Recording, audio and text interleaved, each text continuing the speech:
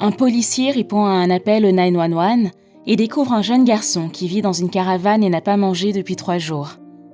Salut à tous et bienvenue sur AZ 237. Après avoir passé un appel au 911 pour demander son sauvetage, un officier de police trouve une petite remorque avec un jeune enfant malade à l'intérieur. La mère du garçon dormait à côté de lui et l'officier a été choqué de voir qu'elle avait un besoin urgent de soins médicaux d'urgence. Regardons leur histoire. Mais avant de commencer, voici la question du jour. Je fais de l'ombre dans les bois sans jamais y pénétrer. Qui suis-je? Donnez-nous votre réponse dans les commentaires. La réponse exacte vous sera donnée à la fin de la vidéo. N'hésitez pas à liker la vidéo pour nous encourager et si vous êtes nouveau sur la chaîne, abonnez-vous et activez la cloche de notification pour ne manquer aucune de nos prochaines vidéos. Un opérateur du 911 a reçu un appel d'un petit enfant qui semblait frêle au milieu de la nuit. L'enfant a déclaré au téléphone qu'il avait besoin d'une aide urgente. « Bonjour, pouvez-vous venir à mon secours ? Je n'ai pas pu prendre un repas complet depuis 3 jours et je commence à avoir des vertiges. Ma mère ne se sent pas très bien non plus. » L'opérateur a demandé des informations sur l'endroit où se trouvait le garçon et a rapidement alerté les policiers pour qu'ils soient prêts à localiser l'adresse du garçon. L'agent a demandé où se trouvait le garçon dans l'espoir de connaître la zone exacte d'où il appelait.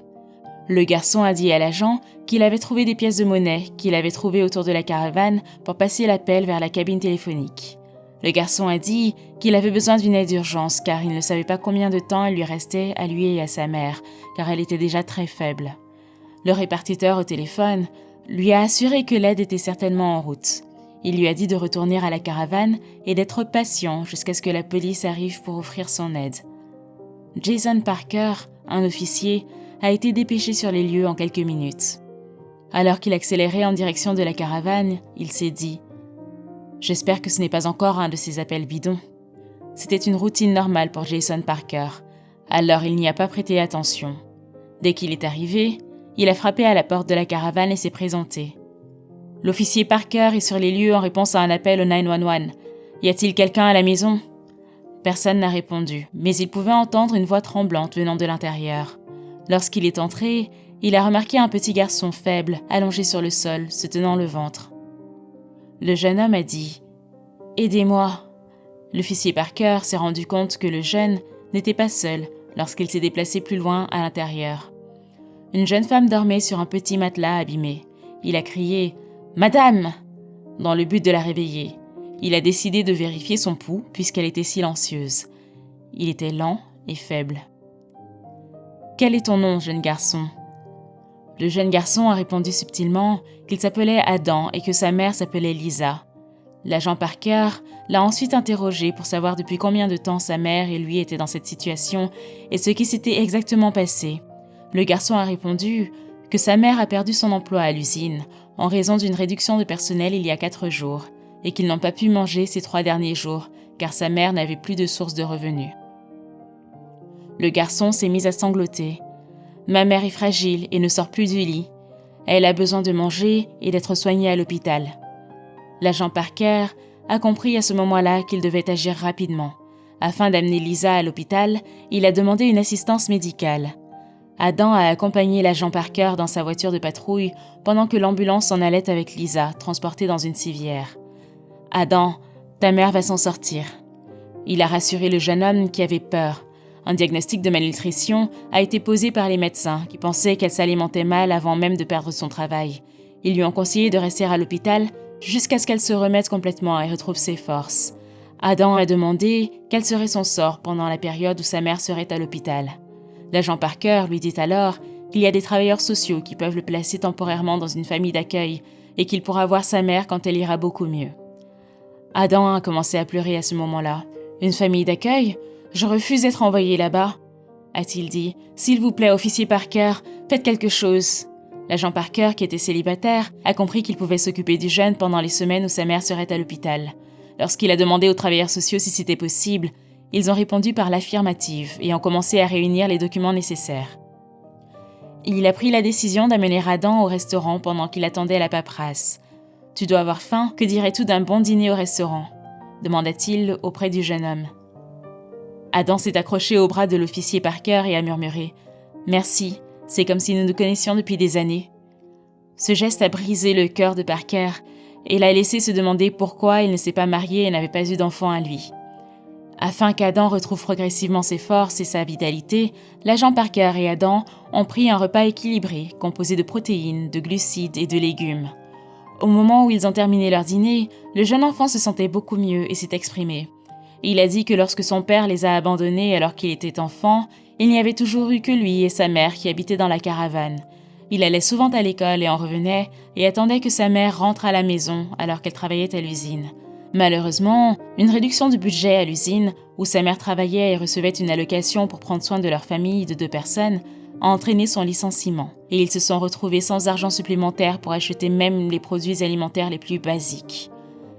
Adam a exprimé sa sincère reconnaissance à l'officier Parker pour être venu les chercher. Il a mentionné qu'il était terrifié à l'idée que sa mère puisse mourir, et qu'il avait aussi très faim. Après avoir appris l'histoire tragique d'Adam, l'agent Parker s'est promis de faire tout ce qui était en son pouvoir pour aider Adam et Lisa.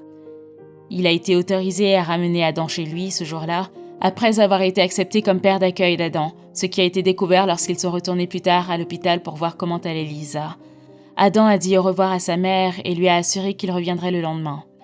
Adam a été invité à dormir dans la chambre d'amis de l'appartement de Parker. Il lui a également demandé de prendre tout le temps dont il avait besoin car il était déjà tard. Adam était très heureux, cela faisait longtemps qu'il n'avait pas dormi dans un lit chaud et confortable et qu'il n'avait pas eu de bons repas.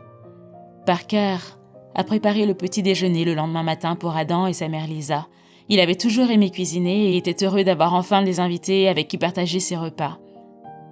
Un peu avant midi, Adam se réveilla et fut ravi de découvrir le dîner sur la table. Il dit avec joie « Merci, officier Parker ». « Tu peux m'appeler officier Parker si tu le souhaites ». Il a souri et a ajouté « Appelle-moi Jason » en mettant de la nourriture dans l'assiette d'Adam. Adam a terminé son repas et tous deux se sont dirigés vers l'hôpital où Lisa était déjà réveillée. « Maman !» a crié Adam en se précipitant pour embrasser sa mère qui était allongée dans le lit d'hôpital. Adam s'est reposé sur le ventre de Lisa et Lisa a caressé sa tête en disant « Salut bébé, je suis ravie de te voir. »« Voici l'officier Parker, maman. Tu peux l'appeler Jason. Quand il nous a découverts à la maison, il s'est occupé de moi. Il a aussi préparé de la nourriture pour toi, » s'est-il exclamé joyeusement. Jason a croisé le regard de Lisa qui souriait. Jason a été choqué par la beauté de Lisa. Il ne l'avait pas remarqué lors de leur première rencontre. Il commença à se demander pourquoi un homme abandonnerait une femme aussi belle qu'elle avec son nouveau-né. Il est évident qu'un tel homme est sans cœur et ne vaut pas ce précieux cadeau. Penser aux nombreux défis que cette famille de 2 personnes avait dû traverser l'attrista. Après avoir mangé le repas qui lui avait été préparé, Lisa a sincèrement remercié l'officier Parker pour sa prévenance. « Vous avez un gentil jeune homme, ne vous préoccupez pas de lui », a assuré Jason à Lisa, qui a accepté avec reconnaissance. « Je vais m'occuper de lui. Concentrez-vous sur votre rétablissement. » Jason s'occupait d'Adam tous les jours. Lorsque l'école d'Adam et ses fonctions de police étaient terminées pour la journée, il lui préparait des repas, le conduisait à l'école dans sa voiture de patrouille, puis l'accompagnait à l'hôpital. Lisa s'est complètement rétablie au bout de quelques semaines et a reçu le feu vert pour rentrer chez elle. Adam était déçu de ne plus voir Jason tous les jours, mais Jason l'a rassuré qu'il passera quand même. Chaque fois qu'il allait voir Adam, il en apprenait un peu plus sur Lisa. Et plus ils discutaient, plus ils commençaient à s'entendre. Ils ont fini par reconnaître leur affection l'un pour l'autre. Finalement, Jason et Lisa sont tombés amoureux et ils se sont mariés lors d'une première cérémonie civile, Adam étant leur témoin. Jason a été un père merveilleux pour Adam et sa famille s'est rapidement agrandie après avoir accueilli une petite fille 9 mois plus tard. Jason a dit un jour à sa femme Lisa « Je n'arrive pas à croire qu'une réaction à un appel au 911 m'offre le plus beau cadeau d'une famille. Qui l'aurait imaginé ?» a murmuré Jason tandis que Lisa s'appuyait sur son épaule. Je ne peux pas croire que j'ai la chance d'avoir un compagnon pour la vie qui est aussi gentil, compatissant et aimable que toi. Peu importe à quel point la vie devient difficile, garde toujours à l'esprit que les autres sont prêts à t'aider, a promis Jason à Lisa. Je serai toujours là pour Adam et toi. Ils se sont serrés dans les bras. Qu'avons-nous pu apprendre de ce récit? Vous devriez toujours demander de l'aide à quelqu'un. Lorsque la faim d'Adam est devenue insupportable, il a pris soin d'appeler à l'aide. Sa vie et celle de sa mère ont finalement été sauvées et leur vie s'en est trouvée améliorée. Il n'est jamais trop tard pour recommencer à zéro. Jason était célibataire et se consacrait entièrement à son travail. En raison de leur pauvreté, Lisa et Adam traversaient un moment difficile de leur vie. Finalement, leurs chemins se sont croisés, leur permettant de se réunir en famille et de repartir à zéro. Quelle est votre opinion au sujet de cette histoire? Dites-le nous dans les commentaires. Et maintenant, la réponse à la question du jour. Le soleil. Bravo à tous ceux qui ont trouvé la bonne réponse. Nous voici arrivés au terme de cette vidéo. Merci de l'avoir regardée jusqu'à la fin. Surtout, n'oubliez pas de la liker et la partager autour de vous. À très bientôt sur AZ237.